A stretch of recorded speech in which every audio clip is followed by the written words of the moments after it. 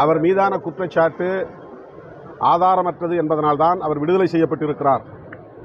அவருடைய உடன்பிறப்பு ஒருவர் தலைமறைவாகி இருக்கிறார் என்கிற சந்தேகத்தின் பெயரில் அவரை பிடித்து சென்றது NIA துறை, அவ்வளவுதான். அவர் வெளிப்படையாக பல துறைகளில் உயர்நிலை பொறுப்புகளில் இருந்து பணியாற்றியவர். IIT போன்ற உயர் கல்வி நிறுவனங்களில் பணியாற்றிய ஒரு பேராசிரியர். ஆனால் இடதுசாரி சிந்தனையாளர். புரட்சியாளர் அம்பேத்கருடைய பேத்தியின் கணவர், பிரகாஷ் அம்பேத்கருடைய தங்கையின் கணவர். அவர் நீதிமன்ற அனுமதியோடு தான் தமிழ்நாட்டுக்கு வந்தார். சட்டப்பூர்வமாகத்தான் அனுமதி பெற்றிருக்கிறார்.